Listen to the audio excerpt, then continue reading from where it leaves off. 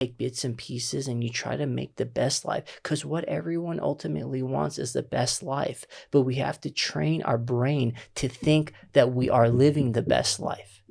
And that's why praying and affirmations will help get us there. Yeah. As a reminder.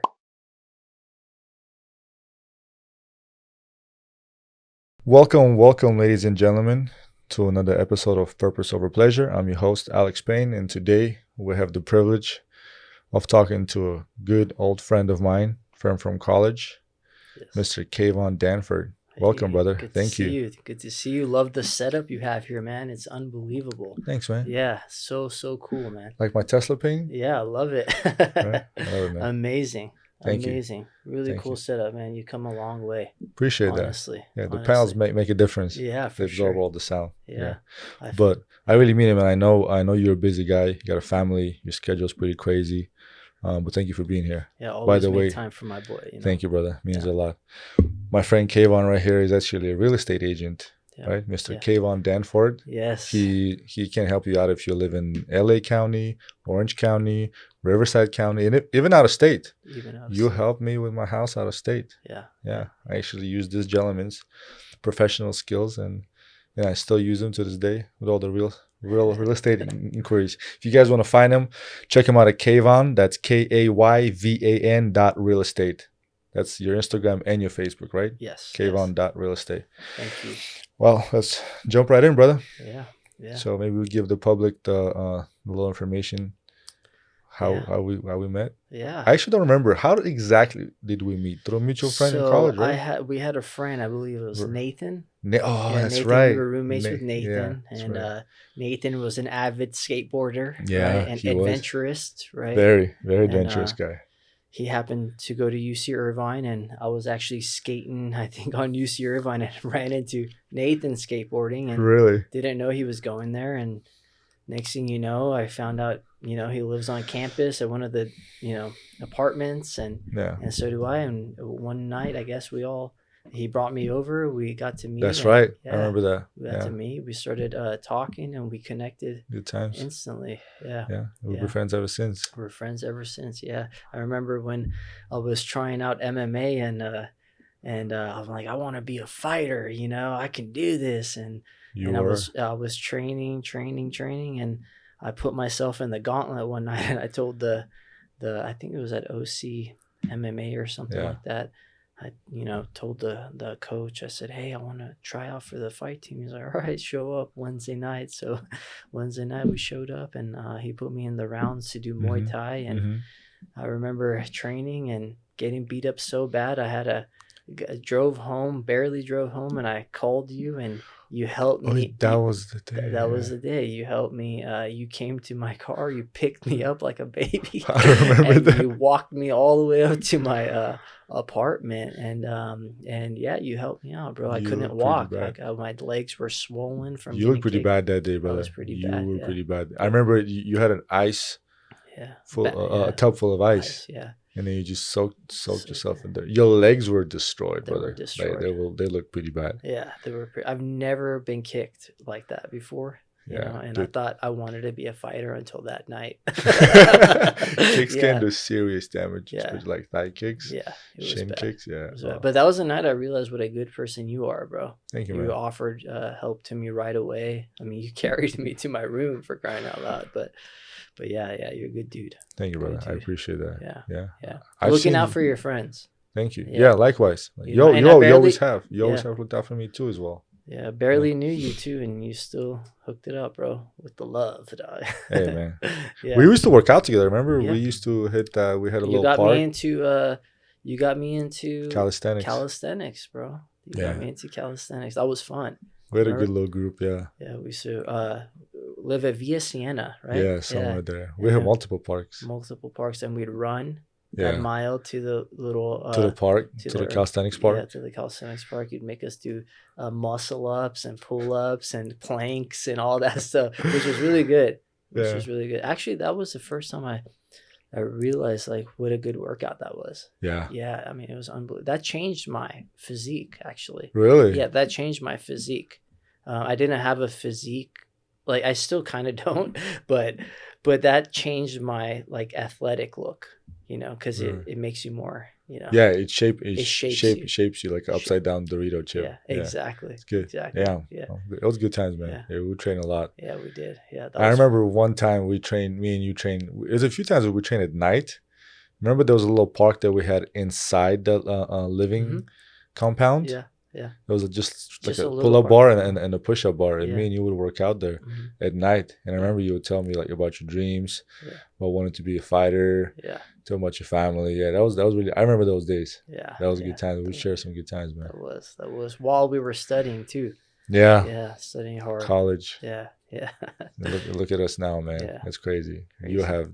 You're married, two Married, beautiful daughters. two beautiful daughters, beautiful wife. I'm blessed. Yeah, It's good. blessed. Yeah, yeah. Happy. God saved me with my girls in my life for sure. That's for sure. Yeah, yeah. You think they were the ones who saved you?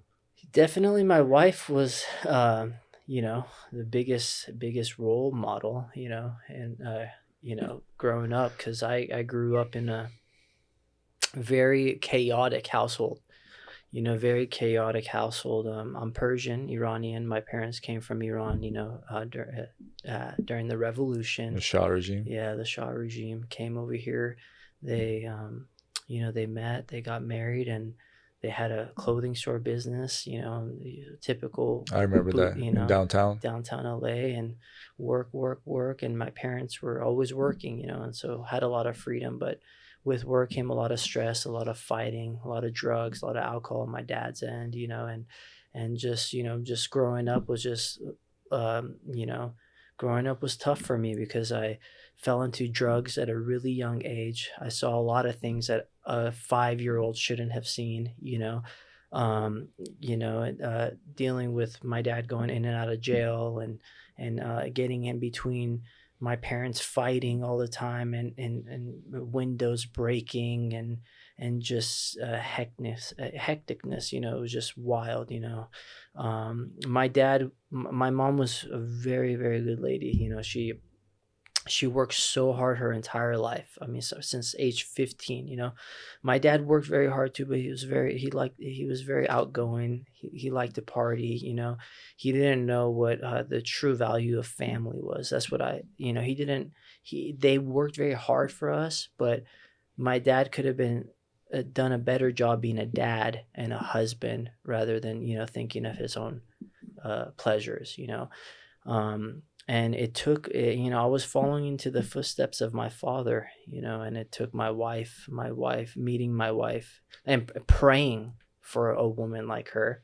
Because before, you know, to long story short, you know, my dad, you know, around 16 or 17, started going heavily into drugs. And he was this guy that I never thought would be into, you know, heavy drugs and stuff like that. And, you know, started When doing, you were 16 or when I was 17. 16, Okay. 17, he did heavy drugs back in the day, but not under my super, like, I wasn't too aware of it. I Yeah. just thought it was alcohol. Do you Yeah. know what he was taking? Yeah. So my dad, you know, when I was born, he was, you know, on crack. You know, he smoked crack and cocaine, and you know, he had problems with that for many years, alcoholism. Yeah. So he liked to party. You know, he liked Yeah. to party. So yeah. And around 16, 17, I was 17, my dad, um, you know, left my mom's clothing business and started doing real estate, and started partying a little more, and getting into like meth and, you know, crack again. And you know, pretty much that kind of made him lose his mind a little bit, and he started becoming a little schizophrenic, bipolar, and, you know. And then, you know, he was going down the wrong path, and he was gonna die.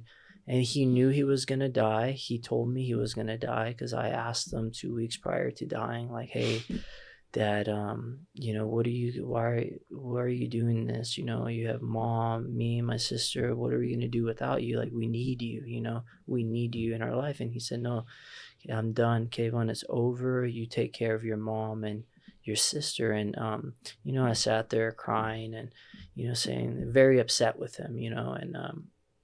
And So we went there, and my mom, poor lady, went through hell, our whole entire, you know, upbringing. And anyway, so 2 weeks prior to my dad dying, he told me he was going to pass away. 2 weeks later, cops show up at our property and said, your dad, he's gone. So he committed suicide. I physically picked him up from Arizona, where we had a rental property, and he was smoking meth out there. Picked him up. I actually drugged him. I put him on Xanax, and he fell asleep. I put him in the car, and I drove him to Pasadena Recovery Center with Dr. Drew. I think it was something like that. I don't recall. Put him in there. 3 days later, he got himself out, went to the bank, got money, went to Stanford Street in downtown LA, someplace where I would have thought my father, the Persian, go-getter, a real estate guy, would go. Yeah. And he just shot up till he died, and so that had a big effect on our family, because it was right before the crash, the economic depression. And I was heavily into drugs for a really, really long time. And I didn't have any other escape. I even wanted to, I didn't want to live anymore. My mom was crying every day, every single day. And I remember this specifically. I was going to Mount Sac Community College. I was 20 years old. And I would, every night, I would pray to God, God, please help me find a woman in my life. I need a woman in my life. I need someone that I can love. I need someone to be here with me. I'm actually going to get emotional talking about this, because, God,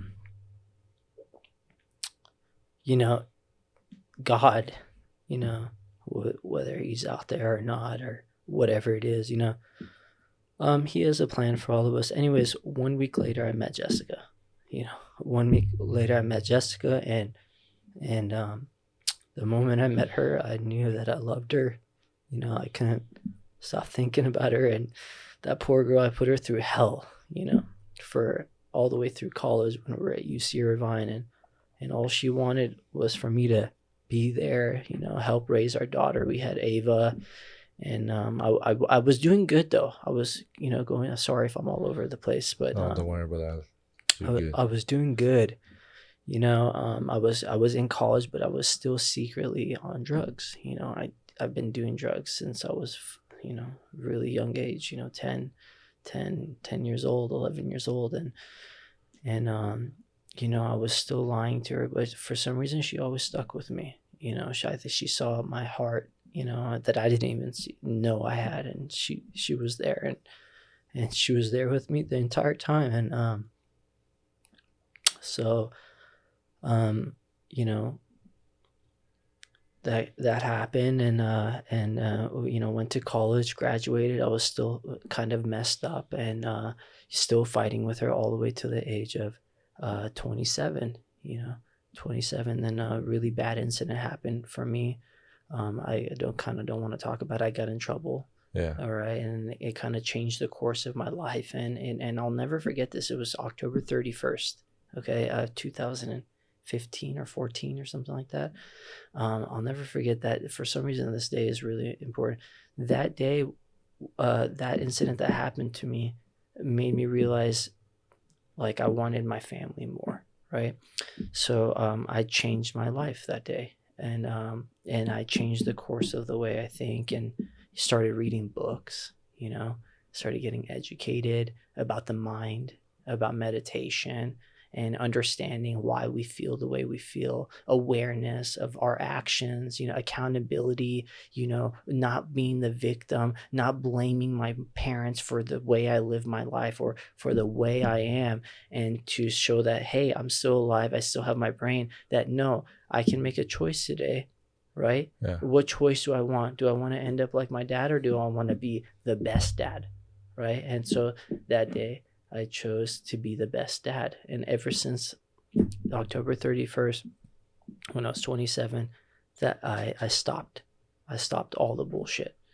I stopped all the drugs, all the hard drugs. I stopped it, and just like that, and I changed my life, I changed my life. So I started studying. I opened up a business, a clothing store. Did that for a while, right? Realized that maybe that's not what I want to do. Sold the business, right? Went straight into real estate, and then finally found my calling, and then in between 2015, 2018, my mom got cancer, and I was very close to my mom. Like, she has done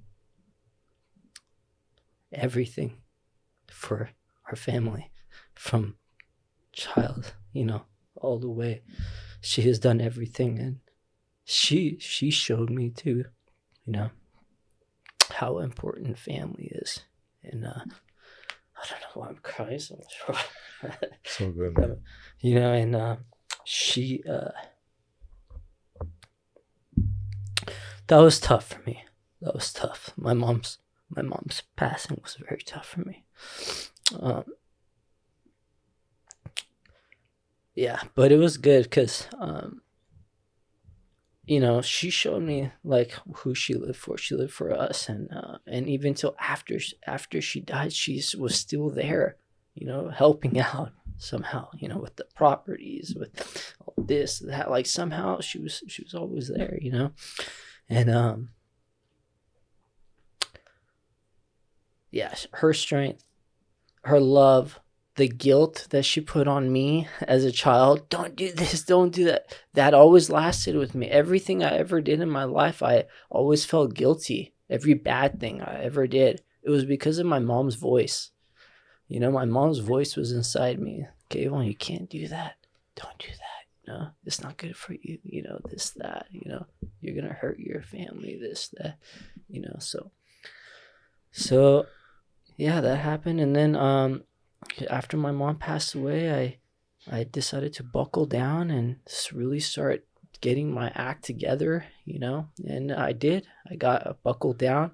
It's been a struggle, but I'm still going, able, since 2020 of July, when I became a realtor. I was, before that I was living day by day, just paying rent, just making money, just day by day, sell, pay rent, just not living life, not seeing my family, and going from that to focus on real estate. And I thank God I did really well the first 2 years, and now I'm doing even better, and it changed my life. I was able to stop drinking alcohol. I started jiu-jitsu, which is the best thing that's ever happened to me too, besides my family. And sold a bunch of real estate and bought my first house, and within 2 years of being in real estate, and yeah, everything is looking good from here. But it all happened because of the experiences that I went through, and the choices that I made, to either, do I want to stay in the past, or do I want to move forward, right? Yeah. Because if I stay in the past, my kids will be affected, my wife will be affected. Yeah. If I move forward, let go of the past, and just keep working on becoming a good human, a good father, a good husband, right? Then everything will fall into place, but you just got to keep moving forward. So that was it. That was when, it's all started to unfold for me, what life is really about. Because it's not about drugs or having fun or partying all the time or selfish. It's about getting better, about making yourself better, right? 1% better every single day. Just a little bit better every single day, right? And I worked on that, I worked on that really hard, really hard. It took me a lot, and I got through it. Now I'm sitting here doing a podcast, crying like a little baby with my boy Alex. Brother, the story that you said was powerful, and I can attest to that, because I've been watching you from the sidelines. I've known you for the last, at least, what was it, 8 years or so, since like 2015 or so. Yeah. Everything you said is what you've gone through. Yeah, I can testify to that. And you have changed. You have changed big time. But one thing about you did not change is your heart, man. Your heart is still the same. Thank you. It's been since day one. And even when you're going through trouble, and even when you're going through a period of time when you're playing around with drugs, man, your heart was gold, and it's still gold. Appreciate that. Yeah. And I think it's unfair to say that you just bought your house. You rebuilt your house. Like you tore everything down to the bare bone, and you were putting it back together. So give yourself good credit, man. Because you too. Yeah, it's a beautiful house, and you deserve it. And your family deserves it. And I love you and your family. I appreciate it. Yeah, you deserve everything that's coming to you. And you said something very important. You said two things that I believe are very important. Number one, you said, I started becoming like my father when you started your story. Yeah. And I think we can talk a little bit about that. Because eventually you said, but you became everything that he was not. Yeah. So can you elaborate that, you saw yourself becoming your father, and then became the man that you are today that is, pretty opposite of your dad. Yeah. You transformed your life. So yeah. How do you mean that? Yeah, so when I go out places, I'm representing my family, right? When you go talk to people, right, you're representation of your family, okay? And before I was a bad representation of my family because I only thought about myself, right? Yeah. I didn't think how my family or the world around me would think of me, right? Because I was selfish. My dad, I'm not like my dad anymore because now I think about not myself, my family, right? I think about how they would feel if someone heard that I did this or that, right? How they would feel if dad cheated, right? Or if dad, neglected us, or if dad said he's just going to kill himself because that's what he wants to do, right? I'm nothing like that because I think about them with everything that I do now, right? In the back of my mind, the decisions that I make, I say, will this decision affect my family in a positive or negative way, right? And my dad didn't have that. And that's what I'm aware of that helped me, not be him, right? Because the love I have for my kids. Because the time that I give my kids, no money can ever supplement that, right? No drug, no sex, no fucking pleasure could ever supplement the time or buy the time that I have with my kids. Yeah. And my dad didn't give me that time. Didn't think of us when he was out there doing that. He might have, but didn't make the right decisions, to represent his family, right? To represent my sister and I, my mom, right? And so that's why I said I'm not going to do that. I'm going to be a good dad. I'm going to be a dad that's there. Maybe I don't make all the money, but my kids will know that dad picked them up every single day, took them to school, made them lunch, helped them do their homework, take them to the park, spend time with them, read to them, laugh with them, sing with them, dance with them, swim with them, right? They're going to remember all that, right? Right? It's all that stuff. And good to my wife. Being good to my wife. Right? Because a happy wife is a happy life, right? That's what I learned from that experience, Yeah. Yeah. Yeah, strong. Because I notice a lot of times people tend to either become just like their parents and adapt the same bad habits, old habits, the ways, character traits, or become the exact opposite. Yeah. They become successful in spite of one or both of their parents. So it's crazy how life can transform you. You either accept it or you change. Yeah. It's really easy to neglect everything. I was talking to my girlfriend the other day. I was sitting and thinking, how long did it take me to change, to become the person that I am today? And don't get me wrong, I am by far not the perfect person. Yeah, I still had lots of work to do, but I realized it took me about 10 years. 10 years, dude, since the moment when I started to really like listen and make changes in my life, change my ways of thinking, change my character, my behavior. Slowly, slowly. Eventually it picked up, but it's tiny, tiny steps over time. It's like Steve Jobs said, you can't connect the dots looking forward. You can only connect them looking backward. Now I look backwards, I'm like, it all started with very, very tiny little changes. Yeah. And then trickled down to big changes, life transforming changes. And I became the way that I am. So there's no magic pill. There is no quick solution. It requires work. For sure. And that's the problem. For sure. People are not willing to put in work. For sure. You know? Work. And you have to have some sort of love. You need love. Because love drives like love for something. You know, passion. For something. You know, love is it.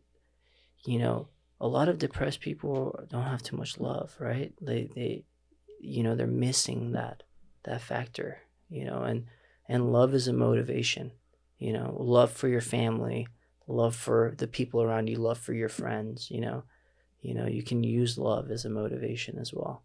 Do you think depression is real? Absolutely, because I get depressed still to this day, you know, and my depression is more so not satisfying my goals. I get, you know, depressed, but depression is definitely real. It's definitely psychological. There's a lot of external factors involved, you know, there's too much going on. It's definitely real. But do you think every person that's diagnosed with depression is truly depressed? Or every person that says, I'm depressed, is truly depressed? I think everyone can be depressed, but I also think that depression is a choice, you know. I think that everyone can be, you know, first of all, you have to be some sort of depressed in order to be positive. You know what I mean? You have to have some sort of downness in order to come up, right? Because life is not straight forward; it's up and down. Yeah. Right. We learn from mistakes, right? And some mistakes can cause great pain, right, and great depression, right? But we need that depression is, you have to accept it, not be in it. Right? And that's the biggest difference. You cannot dwell in depression. You have to accept it, and it's a thought, and you got to change your thought. Right? You got to be aware of that thought and change it, and keep changing it, and keep reminding yourself to be positive, you know, because it's easy to be negative. It's easy to be depressed. It's easy to hate the world, to blame other people, you know, for the thing. But I think depression is all ingrained in us, but for a reason, for us to become aware of it and to push through it. Why do you think people get stuck in depression? Because not happy with where we're at, not happy with ourselves, wanting more in life, seeing other people succeed, right? Seeing other people look better than you, you know, there's, you know, using all these excuses, you know, but, you know, using all these excuses to drive depression, if that makes sense. In other words, excuses feed depression. Yes, absolutely. Absolutely. Like, for instance, the first year I did jiu-jitsu, I got hurt and I kept blaming. I'm like, I'm hurt, I can't do jiu-jitsu. I'm hurt, I can't do jiu-jitsu, right? And then I realized, dude, I'm gonna be hurt all the time in jiu-jitsu. Yeah. Right? Either I accept being hurt and keep doing jiu-jitsu, or keep bitching and moaning and complaining about being fucking hurt and not do jiu-jitsu. Right? Yeah. You know, so it's how you choose to think. I actually saw that because I remember you were doing jiu-jitsu. It was right around that time where I was getting this property, right? Because Yeah. you, I think, had a tournament coming up or Oh something, and yeah, you I got smashed hurt. my shoulder. You smashed your shoulder. I remember that. And Yeah. for a minute, you stopped. Yeah. And then after you went back again, I was like, oh, this dude. Like, it crossed my mind. I understood that despite your injury, you went back. Yeah. I didn't question it. But I just know who you are. I know it wouldn't stop you. Yeah. You went back. You were competing again. I know both of your shoulder knees are busted. Yeah. But you still do jiu-jitsu. Still do And jiu-jitsu. I love that. Yeah. That mentality. Yeah. You gotta keep going. You know, I said it, you know, I forgot where I was going, but yeah. You got to keep going. You gotta keep going. You mentioned that you were praying. Yeah. Yeah. So praying is so important, you know, so important. Because praying isn't just talking to the spirits or whatever it is. You're talking to yourself. It's an affirmation.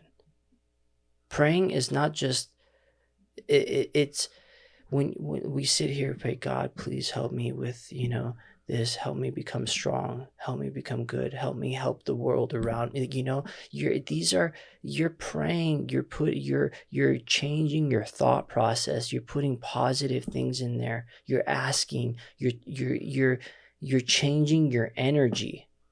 Do you think we should pray? Because I've recently realizing that instead of praying in the sense that God, give me, give me, give me, give me, it should, you know, you believe it should be more of like a conversation, or for me, a prayer. And again, I pray like you, maybe not as much as I should. And God's been there for me many, many, many times. The reason that I'm sitting right here with you right now, breathing, you know, is all him. Is all the big guy upstairs, man. Because I have placed my life in his hands many times, consciously and subconsciously, and he's been there for me. So 100%, I agree with you. Yeah. You know, God, universe, whatever your outlet of spirituality is. Yes. Because for some people it's Allah, for some it's Buddha, for some it's Christianity. If you ask me, I think universe is God, or God is universe. Yeah. It operates and is the same thing. Sure. We can, you know, talk about that forever. What I'm trying to say is, I think it's important to pray. And why do you think people don't pray as much? And then when they do, why do you think, you know, we always ask? Like, do you think we should always just ask, or should more be more like a conversation with God? Like, hey. Yeah, it's both. It's a mixture. You know, you ask and you think, right? And you, you know, my prayer, like, is like an affirmation. You know, like, for instance, like, I have it on lock. This is my prayer every morning. Thank you so much for everything you've done for me and my family. God, I'm so thankful for my house, my home, my water, the food, the shelter, everything that you've given me and my family. God, please be with everyone in this world who needs your love, help, support, and guidance, and help me spread my positivity and energy so I can help the people around me as well.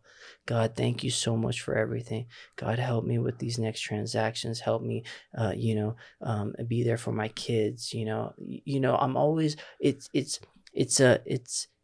talking to yourself. It's talking to the universe, and it's talking about good things. Yeah. Right? I love it. About good things. That was awesome. Right? Because what happens is, prayer is an affirmation, because you're also your mind is going all over the place. You need to have a moment to remind yourself of why you're here, what you're grateful for, what you're asking from the universe or God, Allah, Christian, Jesus, whoever it is.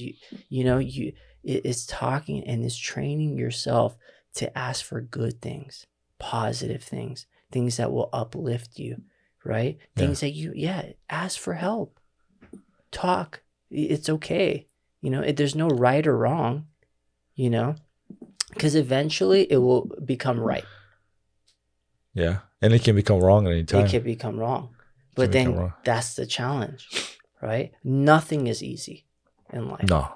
Nothing is easy. You went to college. You're in the hardest profession as a police officer, working 70 hours a week, seeing case by case. And to see that you even have a straight level head after all the stories you've told me that you've seen, this, that, with, all that,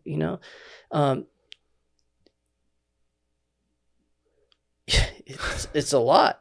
Yeah, it can be overwhelming. It can be overwhelming, Yeah. but what do? You're still working out. You're doing your podcast. You're still pushing forward. You're still trying to learn. You're still trying to invest. You have all these books that you're reading, getting ideas from people, personal experiences, knowledge, right? Knowledge from all these people who have gone through something. You take bits and pieces and you try to make the best life, because what everyone ultimately wants is the best life. But we have to train our brain to think that we are living the best life. And that's why praying and affirmations will help get us there. Yeah. As a reminder. Totally. Bro, you pulled the words out of my mouth. And I used to be the type of person who didn't believe into this kind of stuff. And I know coming from both of our cultures, it's not a common thing. No, it's not a common thing in my culture to believe in affirmations, to say gratitudes. Because my morning routine is I started off with gratitudes and affirmations. And a shot of vodka. Oh man, that would be a horrible morning. And drink my water, and I say my prayer, which is gratitude's first. Gratitude's always first. And when I pray at night too, sometimes I always start with gratitudes. I always want to make sure I thank God, the universe, for everything that I have, for everything I have in my life. Because I've seen and I see and I've been through myself, and I've seen other people go through it, pain and suffering and just bad times. So when you go through bad times and adversity, it really makes you appreciate good times. Definitely. So I always make sure I start my day with gratitudes. And sometimes I end my day with gratitudes as well. I just thank God for everything that I have, because they can be taken from you any day, anytime. I've seen people lose their life simply by being in a wrong place at a wrong time. Maybe 5 seconds before, 5 seconds after, a foot to the left or a foot to the right, they would still be walking and talking and breathing right now. So when people tell me that tomorrow is guaranteed, that they have time to do something, tomorrow, next year, never guarantee. Your life can end at any given time. Nothing is guaranteed but death. When I realized that nothing is guaranteed by death, I really stopped giving a shit about people's opinions. That put it in perspective. Totally. Crazy. And I think people should be more grateful for everything that they have. We all complain. We all like to bitch and complain. But if we put our problems into a pot with other people's problems, we'll quickly take ours back. Exactly. Everyone is going through something in their life. I mean, we see it all the time. Either you use your experience to your demise, or you use your experience to your rise. I love it. Right. But it takes a lot. It takes a lot, and you got to keep going, and you can't give up. That's the thing. You can't give up. As soon as you give up, you're going to slip. You got to keep reminding yourself. That's why praying is important. That's why having notes, whatever it is that you do for yourself to help you stay positive, to keep you in a positive. We all slip. We all get into negative. It's okay. It's fine. Right? But you have to, the moment you start getting into that depressive state, the negative state, you have to become aware of it. And say, this is not me. Right? This is not what I want. Right? If you want a cheeseburger, you'll get up and go to get a cheeseburger. Right? It's that simple. Pretty simple. It's pretty simple. Get up, get a cheeseburger. You want a cheeseburger? You get up, you drive to In-N-Out. We get a double animal style. Wait in line for a minute. But already you thought of it. You pictured it in your mind, and you thought of it. You pictured it in your mind, and then you took action. Right? So think of it, perfectly fine. Right? Feel it. Right? Drool over it, whatever, and then take action. Right? You don't have to be depressed if you choose not to, but you got to keep fighting it, because it is a fight. Because I fight it every day. That's why I do jiu-jitsu. That's why I do jiu-jitsu. If I don't go 1 week without jujitsu, if I go 1 week, ask my wife, dude, this guy's crazy. Get his ass back into jujitsu. She's like, go now, you know? My girl knows the same thing. You know, especially with high energy people, right? When you're angry, you have so much bottled up inside. Yeah. You know, that anger can bottle up. And if you're just sitting, eating, consuming, and you're just bottling this depression up, you have to have an exit strategy for your energy. Your energy needs to release. You need to get it out, right? Scream, whatever in your room, like it needs to come out, you know, because when you have a bunch of stored energy, you know, it's volatile. So you got to let it out. So that's for me. You know, I do jujitsu, I let it out, and I come back and I'm normal again. You know? That is so powerful what you just said. Yeah. I love it. That's exactly how I run my day every single day. Yeah. Like I have to be borderline sadistic with my body. Yeah. I can tell, bro, you're jacked as hell, bro. What the hell happened to you? you put your body through adversity, through physical pain, and it sharpens your mind. Definitely. And that's what I was talking to one of these younger guys that were in the group together. He had some really good questions for me. The guy's 22 years old, grows up without a father in the household. Mom was disabled most of her life. Not the prettiest upbringing. Used to be a fat kid in school. Graduated school, tried to go to military, didn't work out. Turned his life around. He's 22. And I told him right away, the fact that you're understanding where you are and what issues you have, you're already ahead of the pack of your peers. For sure. Like I was not there. Yeah. You were not there at the age of 22. We were still doing stupid shit. We were kids. Yeah. So I love that about that kid. To be aware at 22. Correct. And he was asking me really good questions. And one of the questions he asked, and he articulated it very well, because I've been asked that question by other kid. I don't want to call him a kid, but you know, young brothers around his age, you know, younger cats. But the way he asked me straightforward. He was like, because he understood it's anger. Because the other guy just said, I have all this energy, man. I have these emotions. And this kid asked me, look, I have this anger inside of me. Why? What? And how? So he understands he's got this anger inside of him. Me and you understand that at this age, that's our maybe testosterone. Because the stored energy. Correct. Yeah. But how important is it to find a channel to put that energy into as men? Because feminine energy is different than masculine energy. Definitely. They require different things. We require different things. For us, for me, for you, for a lot of men, I would say for all men, normal masculine men out there, we have to find channel to use that energy in a physical way. It has to be a physical way.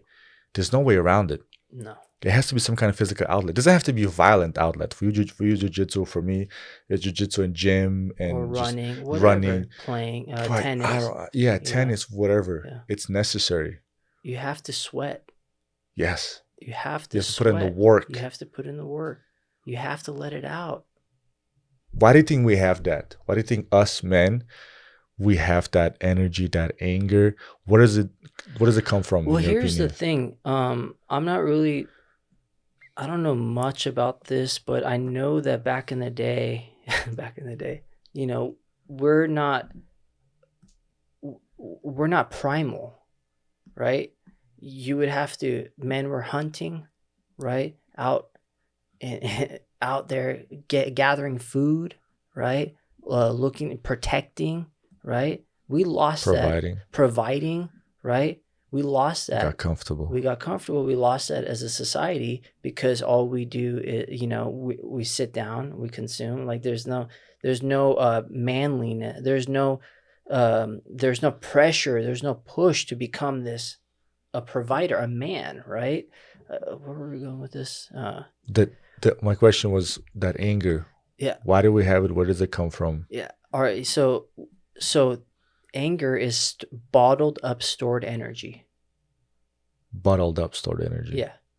So it's not necessarily bad. Because understand the problem that I have with what they say, anger toxic is good. masculinity. Anger is good. Anger is good. Yes. But it depends on how you channel your anger. Exactly. Like if you channel your anger and go stab someone, something, okay, bro, that's a problem, right? Yeah. But if you use that anger into something what if you use it to go running?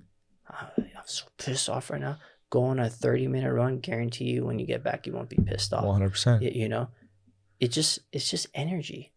It just needs to leave your body for a little. You just gotta let it go Through proper channels. Through proper channels. My girl knows, just like your wife, that gym or whatever it is, the physical activity that I do, running, cycle, jiu-jitsu, whatever, it's called a gym, fitness activity, is extremely important to me. I do not go a day without working out. It has to be like an extremely busy type of day where I can't possibly fit in. I can rack out a couple 100 push-ups at the airport while I'm ready to board a flight. I don't give a shit. I'll get it done. Yeah. So every day I work out. Yeah. So she doesn't mess with it. She understands it. Some days she might be upset. Yeah. Since I'm running low on time, or I got distracted or something, and I try my best not to. Yeah. But she knows not to interfere, because I come out of that better. Exactly. I come out of there a better person. Exactly. Like on the other end. Yeah. Otherwise, I will just be an asshole. Yeah. For the rest of the day. Yeah. I need that. I need that. Yeah, we all do, and even women need that. Okay, women need to work out as well. Oh yeah, right? It's good for your body. In general, it's not just men that have bottled up energy. Yeah. Women are very angry as well, right? We all are human, right? We all consume energy and dissipate energy, right? Women as well, right? Women also need to work out, right? Because they get angry very easily as well with the things that we may do, right? Sometimes, but they need a place to channel their energy as well. So in general, the whole point is if you're going through depression, if you're angry, right? If you're stressed out, right? You need to relieve that stress, right? You need to choose something that's going to make you sweat. Correct. Right? You choose something that's going to increase your heart rate, right? And produce endorphins. Natural drug, Natural. How many times have you heard after that workout that, oh my God, I feel so good, but I'm so tired. Yeah. And then your sleep is better. Yeah. And then you eat more, right? You feel good, And then the next morning you wake up, you might be pissed again. And then you just go do a little quick workout and it relieves. I got to the point, so my wife, I would train 5 or 6, 7 times a week if I could in jiu-jitsu, because I would do it every single day, right? But when you have a wife and kids, school, we're doing this, they're doing that, business, and then you got to put in that family time, right? Going to jiu-jitsu 6, 7 times a week, or, it's not feasible for my lifestyle, right? For others, maybe they have a cohesive relationship, it's doable, right? So I told her, I said, I need to do this. She's like, well, why don't you just work out at home? And I was like, what?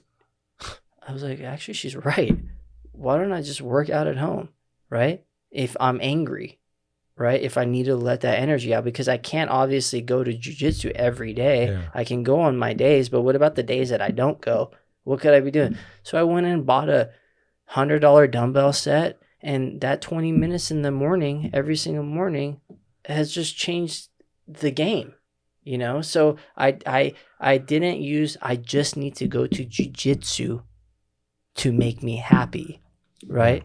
But you're maintaining in between. In between. Yeah. It's important, because you might not be able to do everything you want to do. Correct. But you can definitely work out wherever and whenever you want, wherever you are, right? I can stop this podcast right now and say, give me 1 minute. I'm going to do 20 push-ups. Exactly. Boom. Right? What you said earlier before we were recording this podcast, and I wrote it down. Remember you telling me, I forgot what you told me a story about, but you said this phrase, I have no excuses. Oh, you were talking about your family. I was talking about pressure. Pressure makes diamonds, and how you have no excuse to fail because you have a family, you have a wife that you love, and 2 beautiful daughters. Yeah. That's your reason to live, and to be the man that you are and be better every single day. Yeah. But that same thing goes for anything you do in life. You have no excuses. No excuses. When people tell me that I don't have time to work out, that boggles my mind. I had this guy at work one time. He was like asking me how I lost my my weight around the abs and got abs. Yeah. I'm like, this is what you got to do. You know, mostly it's macros, but you also got to train, do enough conditioning. So I gave him the information that I have, you know, willingly. And he hits me with, man, I don't have time for this. He works a lot of overtime. And he works a lot of overtime in his business as well. Oh, no, he doesn't have a business, but he works a lot. So I understand that. So do I. I work more than him. So the job and the business and everything. 70 hours a week. So this dude gives me this whole spiel. You know what? Yeah, I'm okay with my belly. He kind of said it's a joke. I was like, all right, man. I'm okay with that butt. You know, girls like it. And I'm like, I'm thinking in reality, no, girls don't fucking like it. It's a bunch of bullshit that created by Vogue or whatever magazine it is to make fat dudes feel that they're acceptable. I'm talking about like dad bods. Yeah. Like, long story short, day goes by. We're chilling a bunch of guys, and they're talking about this new show on Netflix. I forgot what show it was. And this guy was the first one to jump in and say, man, the new season is dope. I watched all the episodes. And I'm thinking, this motherfucker just told me he has no time to work out. And he just admitted that he binge watched the whole season of some bullshit show that did not make his life better in any way, shape, or form. Yeah. That's mind-boggling. Yeah. It is. Because it's easy to be lazy. You know, it's easy to be lazy. You know, laziness is a killer of anything. You know, laziness is a part of excuses. Yeah. You know, and it's so easy. You know, I had a hard time with my weight for a really long time because I love food. You know. You're Persian, dude. I'm Persian, but I always delicious worked out. Food. You know, I always, even though I was chunky, I could still do a backflip. I don't remember you being. You've never been chunky since I've known you. You've always been fit. Really? Dude, you always did martial arts. Yeah, but in my mind, I always felt chunky. I'm still okay, but the baby fat that I had, but you know, in my mind, I'm still like I could be better. You see, like that. No excuses. I could be better. You know, that's how I think now, right? Yeah. Before, but yeah, I was a little overweight, but I always needed to channel my energy, you know, and I chose to work out because if you sit here and do nothing, you're gonna fucking hate the world. Exactly. You hate, like, even now with real estate, I'm like, dude, how come no one has called you in the past week, right? And I'm sitting here stressed out, depressed, like, what the fuck?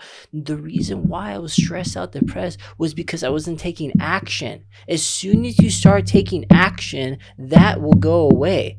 And then you got to just keep doing action, right? For it to go away, right? So now when I say, oh, there's no business, no. Why is there no business? Because you motherfucker didn't get on the fucking phone and start making calls. You didn't get out there and go get your fucking business. You didn't go to the fucking gym today, right?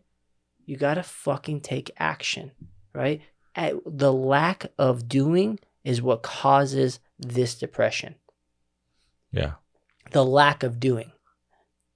Any imperfect action is better than perfect inaction. Exactly. In other words, doing something, anything, is better than not doing jack. Exactly. If you want to walk.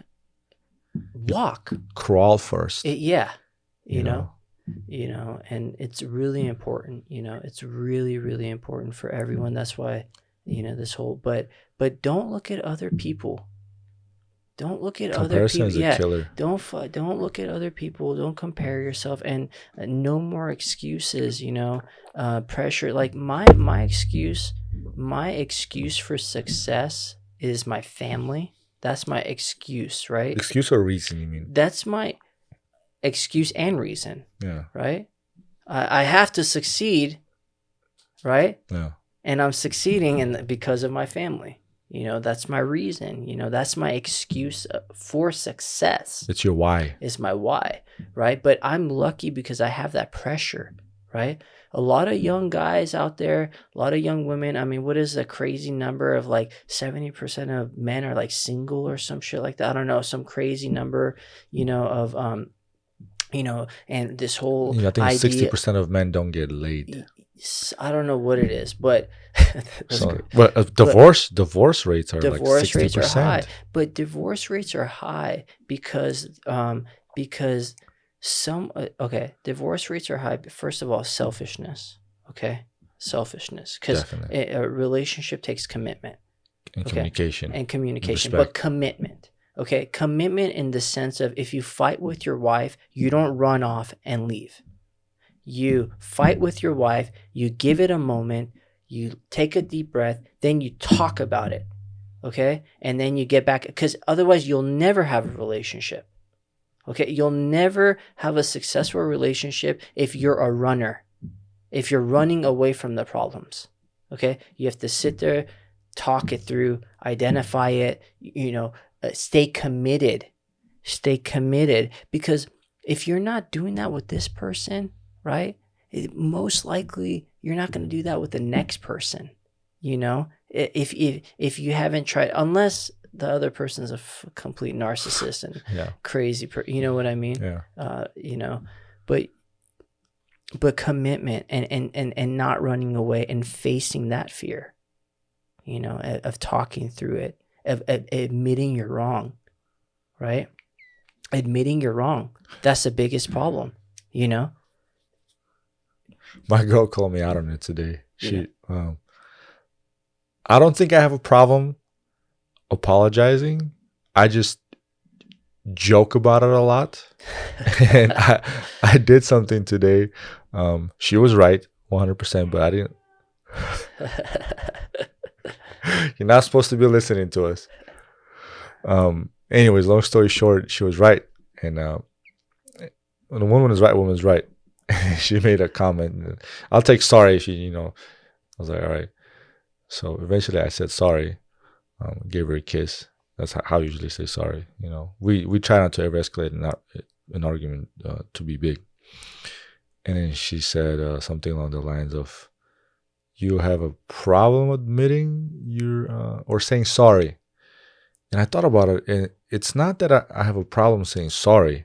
I always try to clean up my act. It's just, I try to use it in a playful way. And then also, if I say sorry every single time, it kind of loses meaning. So I would rather clean up my act. Does that make sense? That makes sense. Because I can be saying sorry every fucking day. Like putting this toilet seat down. Oh my God, man. That shit took me a year. I have heard about it so many times, like across the house.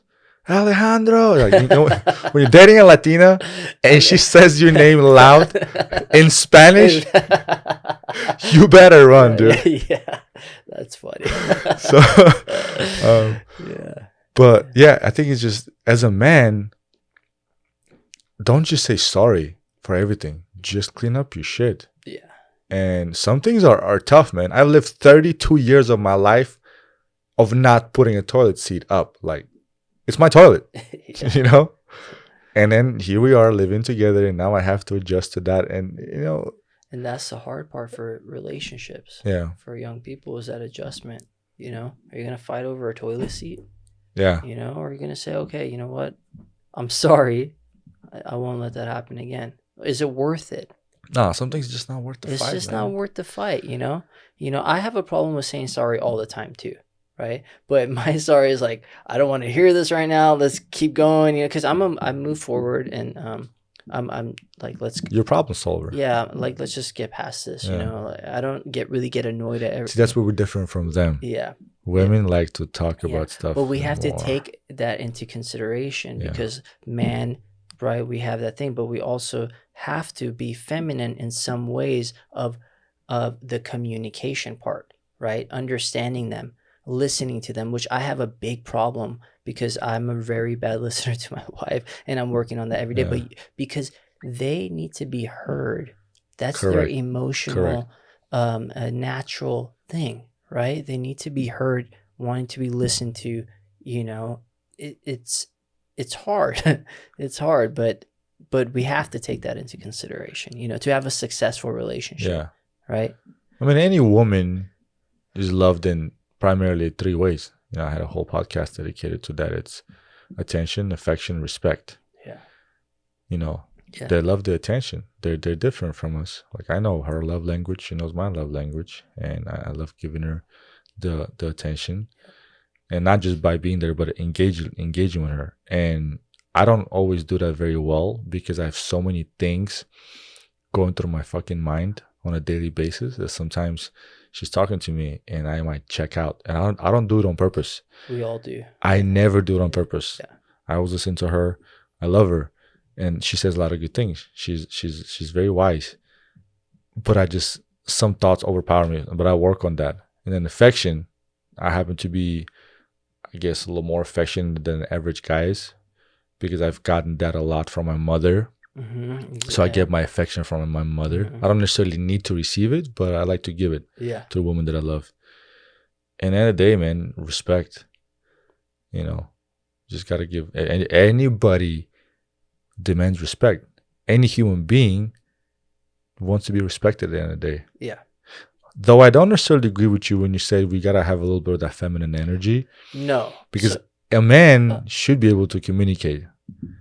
A man figures out his bottled up emotions, figures out the way why he has these bottled up emotions. What I meant by feminine energy was that you have to put yourself in their thought too, and how they think, right? So they want to be listened to. Yeah. So versus we go into problem solving. Yeah, exactly. By feminine energy was like put yourself in their position, you know, for that moment. Maybe that toilet seat really bothers her. You know, understand why it bothers her, you know, and then you try to fix it. It happens again. It's gonna happen all the time. The goal is you understand what's happening, and you're not gonna spend too much time in it, and you're just gonna move forward, and you're gonna like hear her out. You're going to put yourself in her feminine energy, meaning you're going to, at the moment, you're going to take your masculinity out of it and put your energy aligned with her, right? So that moment when you're listening, you're actually aligning your energy with her because you're giving her that opportunity to give you that energy, right? Yeah. So that's what I meant by feminine energy is you're matching her energy. Yeah. You're letting her. I see what you mean. You know what I mean? Yeah. So if that makes sense. Yeah. No, it makes sense. It makes sense. Because we have to be on the same level with each other too. On the same frequency a lot of times. Yeah. Frequency. It's so hard though.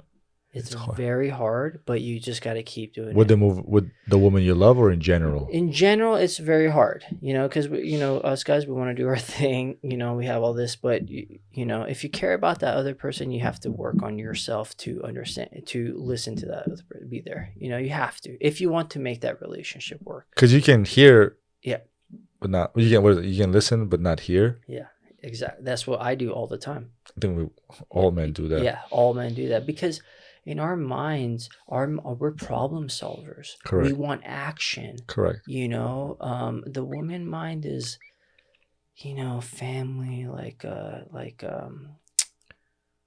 it's different. It's like, we're always like when we watch games, we're thinking about, how's that guy gonna score that goal? He could have went around the defender. Okay, maybe he could have passed to this person. Sometimes we're not thinking about shit. Yeah, they don't understand that. Exactly. They have a hard time understanding that we have times when we're not thinking about jack. Shit. Exactly. Yeah. I realized that with her too. Is that I'm always in the problem solving mode. I mean, since the moment I wake up, problem solving mode, just everything, and it's how I operate, how we all operate, right? That's what makes us men. Yeah. And I realized with her that sometimes, women just want to be heard. That's it. And once I realized that, everything changed. Yeah. Because they're not us.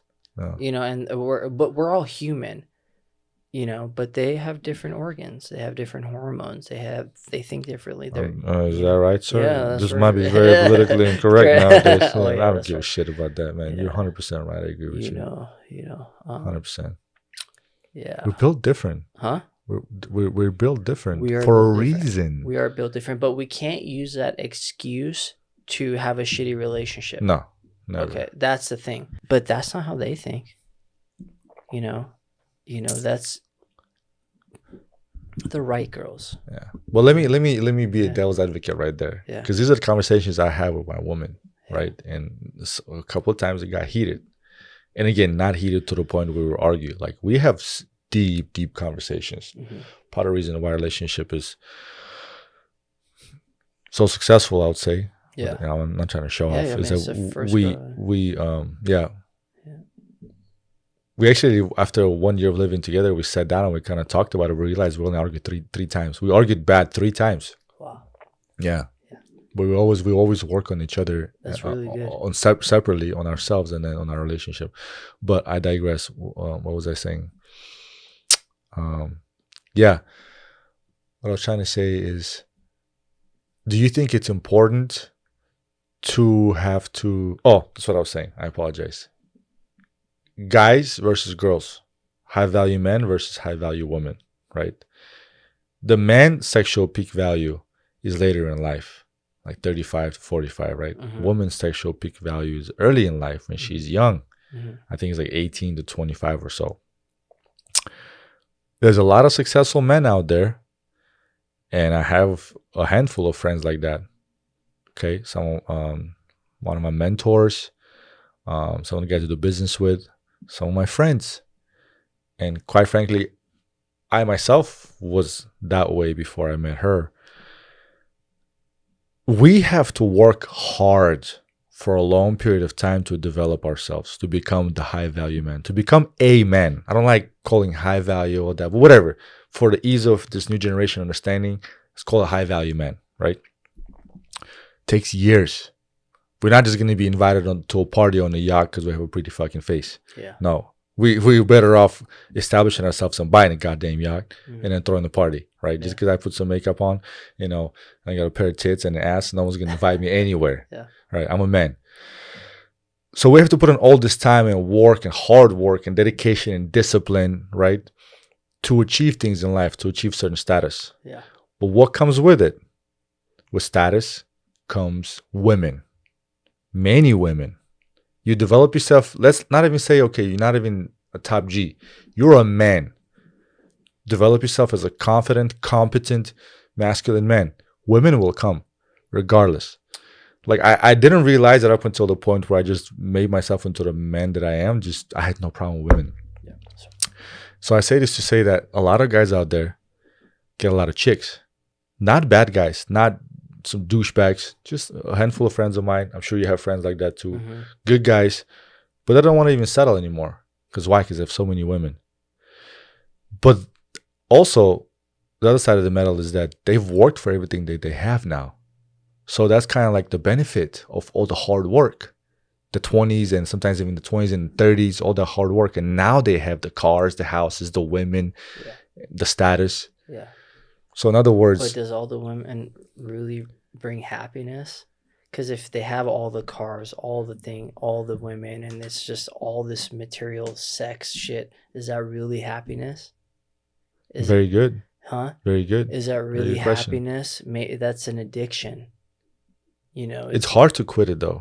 It's hard to quit it. When you have so many women. I was just telling my girlfriend, I think I got out at the perfect time because it was getting out of control.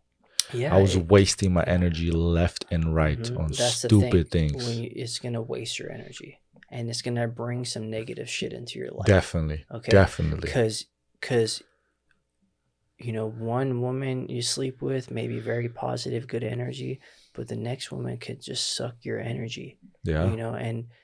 And I mean, physically and literally. Physically. Yeah. Mentally. Mentally. I don't know which one is worse. I mean, yeah, sex is always there. And that's another thing, sex, that's one of the biggest driving forces and like why men get dissatisfied. Do what we do, yeah. Yeah, do what we do. They when there's a lack of sex, but dude, I have this problem. We all have this problem, but you got to talk to your wife about it. You got to, whoever your significant other, talk to. But the thing is fun. The funny thing is, like, when you start having kids and you start growing up and you start realizing, dude, that it's not all about sex.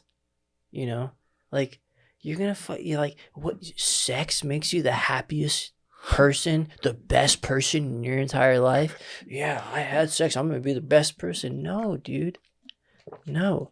Loving your kids, loving even your girlfriend, for enjoying her presence, talking. Yes, sex is a bonus. It brings you guys together, and you should have sex often to strengthen the relationship. But people are breaking up over sex. Okay. And And I think that's just an easy thing to do because you can leave and pay for it. You can get out of it. You can go do whatever, you want. But one has to realize that being in a relationship isn't only about sex. Being in a relationship is, having a partner that's there for you. You might grow old. You might need help in the future. You look forward to come home to. You look forward to come home to, right? You have a reason for living, right? Right? You have a reason to keep going in life,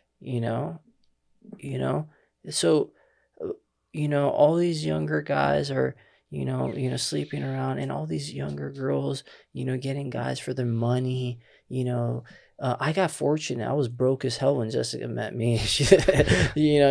And on top of that, I was mess up. On top of that, she could have left me. A beautiful girl could have left me anytime, head straight, anything.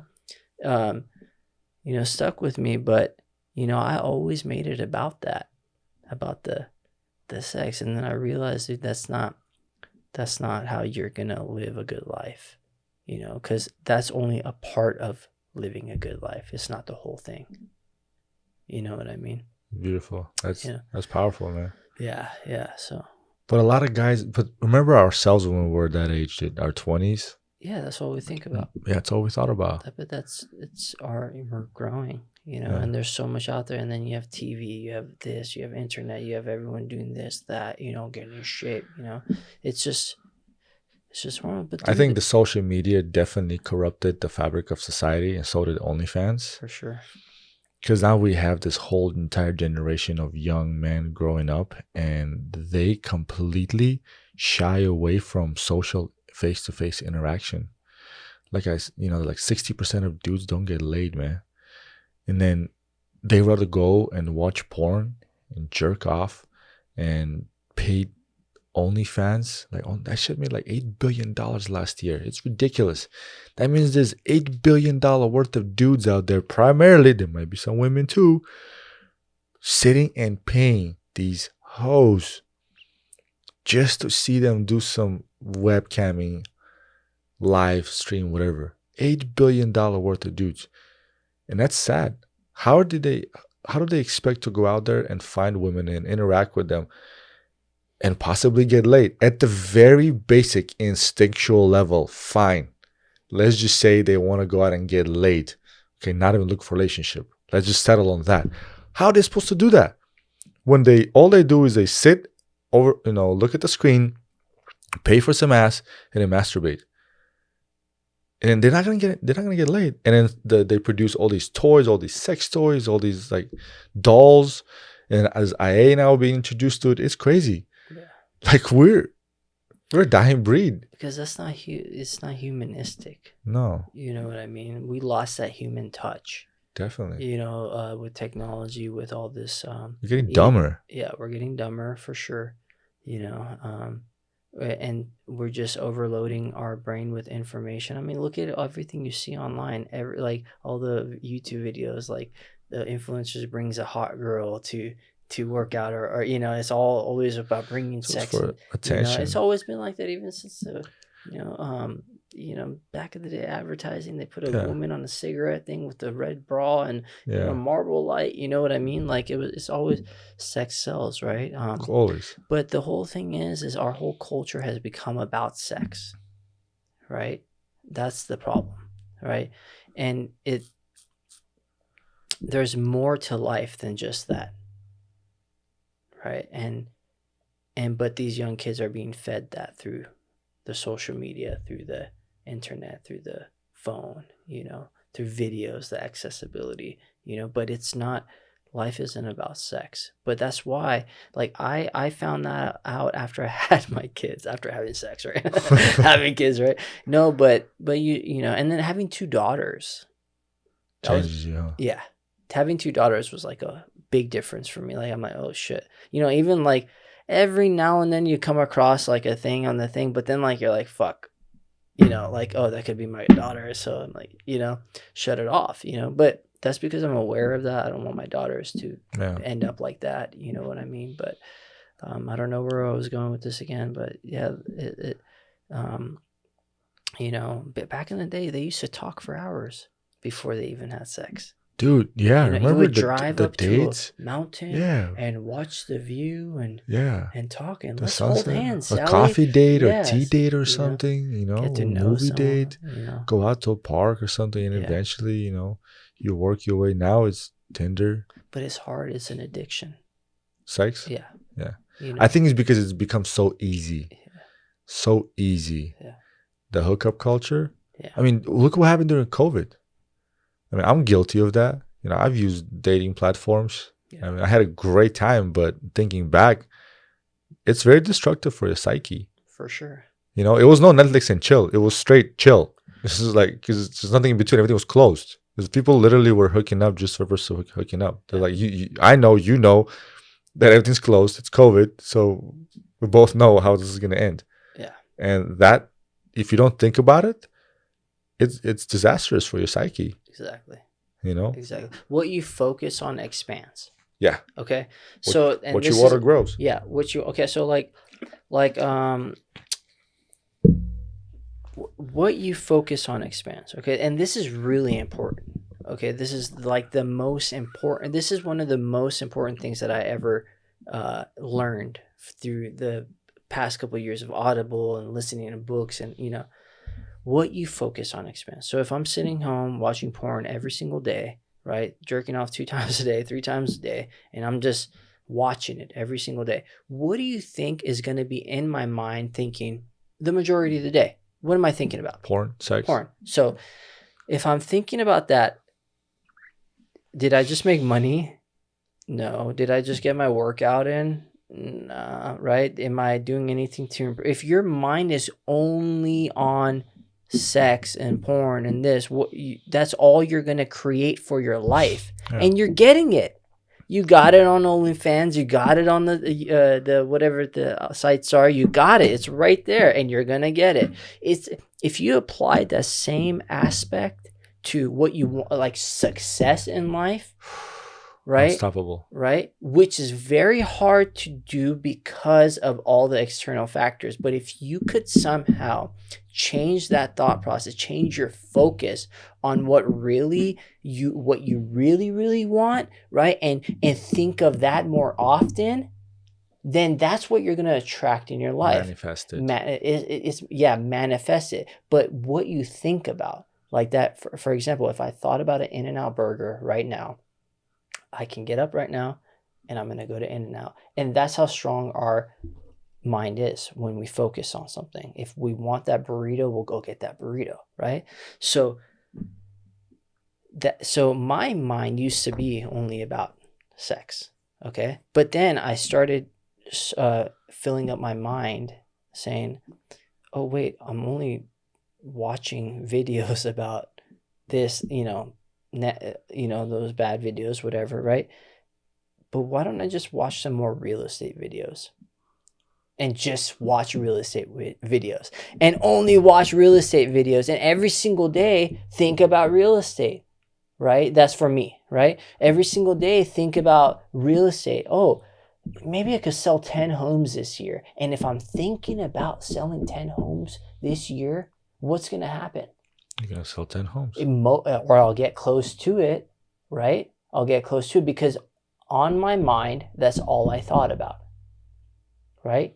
So our mind is like a water tank, right? An empty glass, okay? If you fill that empty glass with soda, you're going to get soda. Yeah. If you fill that empty glass with water, you're going to get water. If you fill your mind and substitute the negative porno shit, the bad shit, drugs, whatever, with the shit that's important, and you constantly watch those things that remind you of those important things, then your expansion will be, more positive. You will fulfill more in life, if that makes sense. So makes perfect sense, man. Yeah. I'm a big believer in that.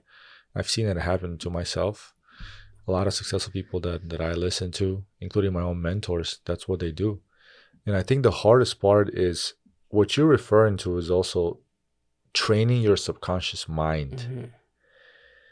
I'm pretty sure, correct me if I'm wrong, when you told yourself that you're going to watch more real estate videos, you weren't really excited about it. No.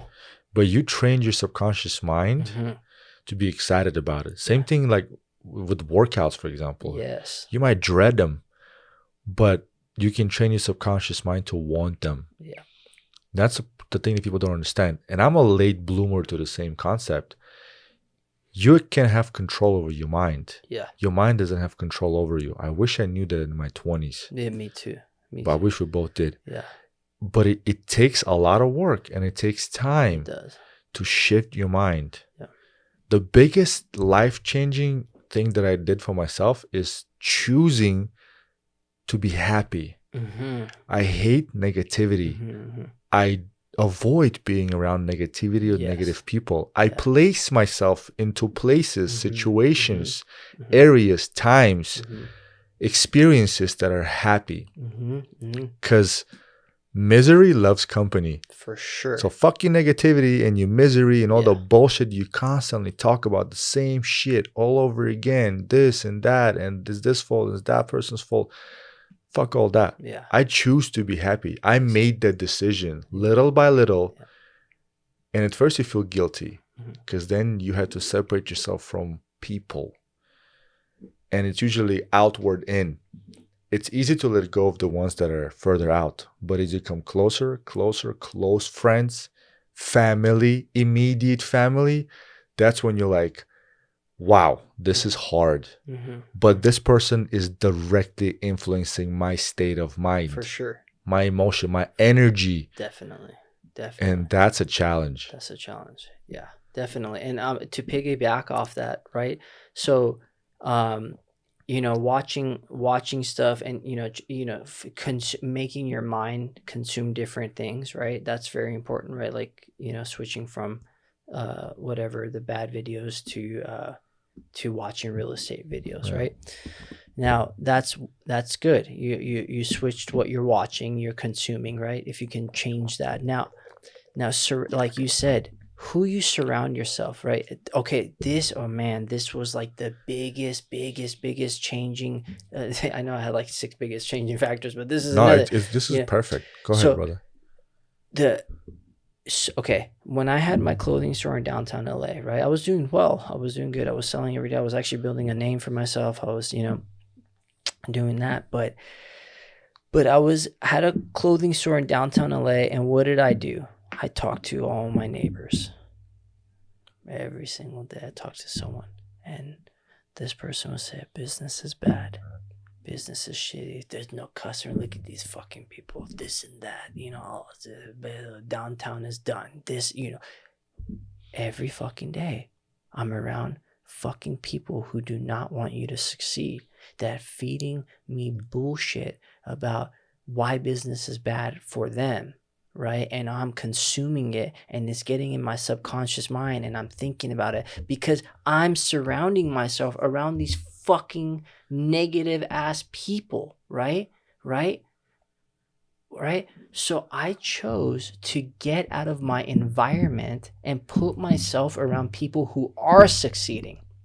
Not people who are saying business is bad today, I'm losing money. No, people are saying you can be a realtor. You can sell real estate. Come to these classes. We're going to grow together. I made $300,000 this year. I'm going to be next to you, that person who's making $300,000 that year, right? Because is that person who's making $300,000 a year, has a family, doing this, doing that, are they fucking being negative? Most likely not. Most likely not, because they got their shit together, and that's who I want to be. So I put myself around those people. I literally I said, I cannot be around these people. I need to be around people who are making shit happen.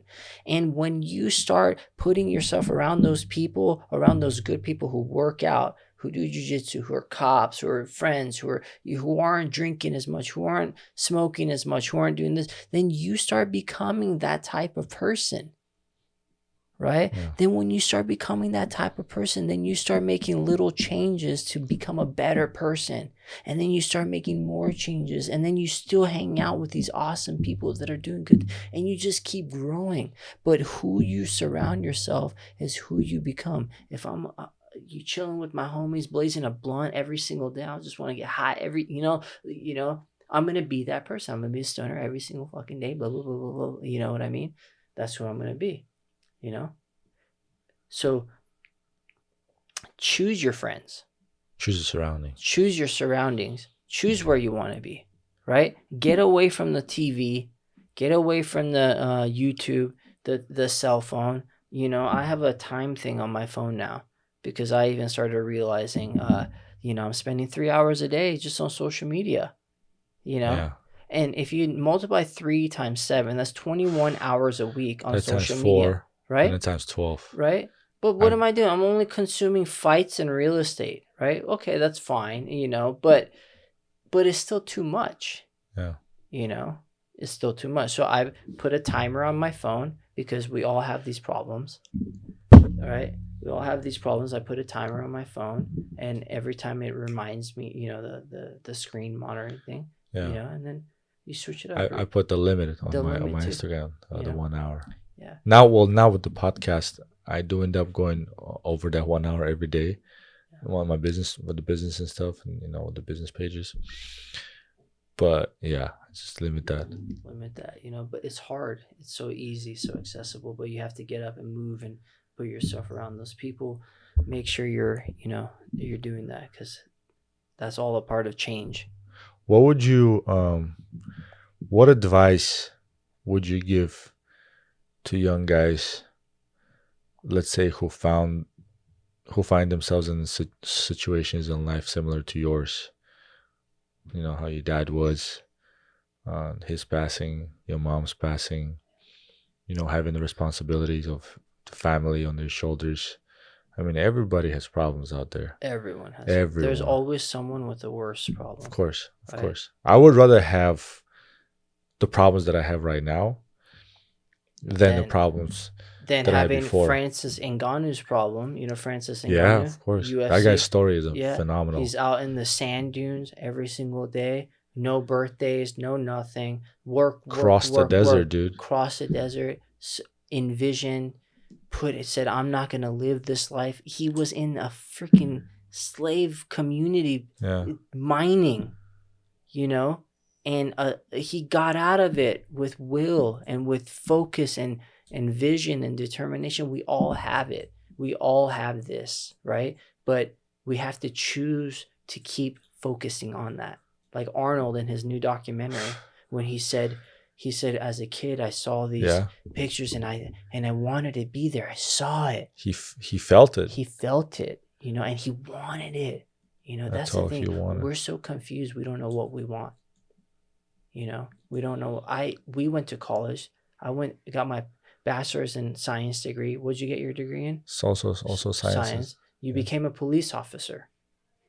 I got a degree in science and I became a business owner and a realtor. I didn't even go into my field, right? Because there's so much, we don't know what we want. It gets confusing. So my advice to a young guy is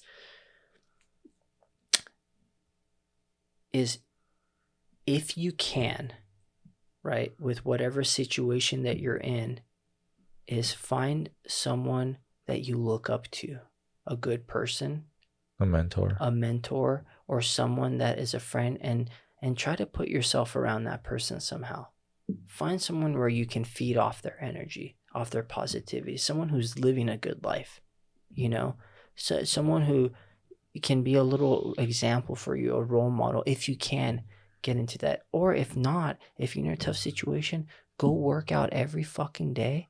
And I guarantee you, when you get in shape, you're going to start, everything's going to come into place.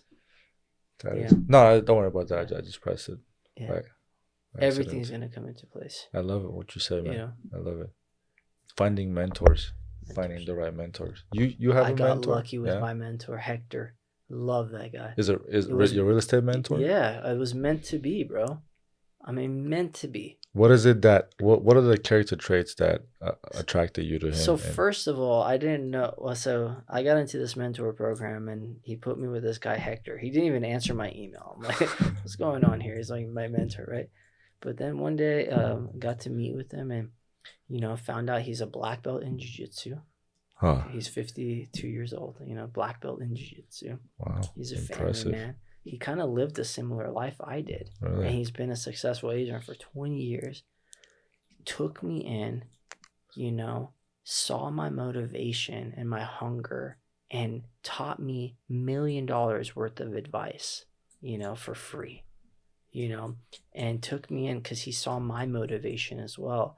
And I saw the way he spoke, his demeanor, right? The way he was able to communicate, but it came off like an education, like you want to learn from him. You know what I mean? Like, and I said, I want to be like this guy. Right. And so I kept every week, Tuesday, Thursday, we meet up every week, Tuesday. So where are you at? Where are you this? I call him, hey, Hector, I'm feeling down today. He's like, Kayvan, that's in your mind. Keep going. You're doing everything right. This is a part of the process. Keep going. See, I got lucky because this guy that I was, I also prayed for someone in my life as well. Don't get me. I actually prayed. You wanted this. I wanted you this. You wanted this. Yeah. Right. I also call praying wanting. Yeah. Focusing on it. Right. And he came into my life, and I'm so happy he did. Because he had a different perspective of life. Yeah. And you need that perspective sometimes because we get so tunnel visioned in what we're doing, right? We need to understand what it's like to live this other life, and we need to feel it. We got to be around it. And that mentor can help you, can guide you. When you have a question or you're down, you need someone to bring you up because life is tough. You cannot do it on your own. No one can do this life on their own. We need each other. We need help. Do you know what I mean? I need your help. I need my wife's help. Otherwise you live a nomad. What do you got? A nomad even has a dog as a friend. Yeah. We need something in our life. Someone, right? Just the unfortunate thing is, not everyone gets that, or it may not at that point, but, they might feel discouraged. They might be in a crazy situation, and, all like, I don't know, cause I haven't been in that position, but all I could say is, just dream, feel, paint that picture in your head of what you really want and keep painting it in your head. Right? If you're getting abused every single day, put the picture of what you really want in your head. All right. And keep wanting it and keep wanting it. Cause maybe God one day will break you through, will help you, but you have to have that you have to have like, you got to hang on and keep, you know what I mean? Going after it, and if you're hurt, get back up. If you're tired, right? Tell yourself you're not tired, right? If you're a drug addict, tell yourself you're going to quit today, not tomorrow. Take action. Take action, paint the picture, and keep feeling what you really want. This is awesome, dude. Your message is fantastic. Damn, bro, that was powerful. The message for the young. Yeah. I 100% believe everything you said, and I follow the same mantra. Yeah, for sure. The sad thing is, nobody taught us when we were younger, and the whole purpose of my podcast, Purpose Over Pleasure, like I told you earlier, is so we can share our experiences and maybe the little bit of knowledge that we have with these younger cats who are coming up, who are maybe finding themselves in the same struggles we did when we were their age, or maybe some dudes who are older than us and they still having a hard time figuring it out. Just to share this with them, bro. You're doing an amazing thing, bro. I felt so I mean, this is beautiful. You made me cry, bro. I didn't even mean to. No, this is good. I love what you're doing. I love what you're Thank you, doing, brother. and I think we, I think that we need to hear this, and this is your vessel. Definitely. This is your vessel. Definitely. This is how you're gonna spread your giving back, your positivity to the world. Sharing different people's experiences, because we all need someone, right? Yeah. We all need help. Yes. Huh? Yes, I agree with you with We that. all need help. We all need help. Right? We think we don't, but we do, man. We all need really help. do. We all need help, because it's a hard life, right? It's a hard life, right? But you can make it easy with the right people around you. Everyone is damaged to a certain point. Yes. Every single person. Every single person. Every single. But that's what makes us beautiful. That's what makes us human.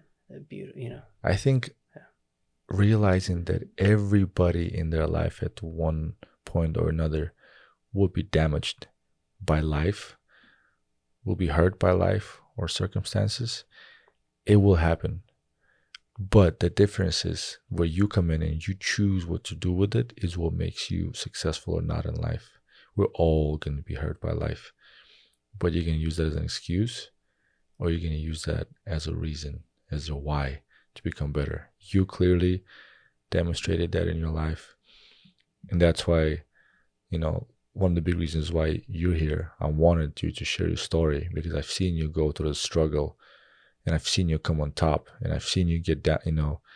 Life would knock you down, but you'd always get back up, and I love that about you. You always get back up, and your story is powerful, man. And I really appreciate you being here and opening up and just being honest. And like I said, man, your heart is what separates you from the crowd.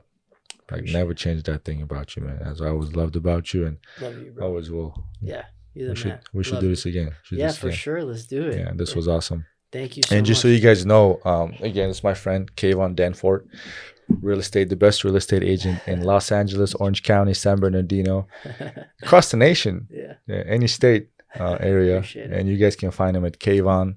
That's KAYVAN.realestate on Instagram and on Facebook, right? And I'll drop the link to his page in the comments. But Kayvan, thank you, brother, for being here. Thank you for and follow my boy. Let's go. Give it a thumbs up too. Thank you, guys. If you find this episode valuable, if it has benefited you in any way, shape, or form, please click like, share, and subscribe. And if you don't like it, hey, leave me in the comments. Tell me a reason why you don't like it so I can make it better for you guys.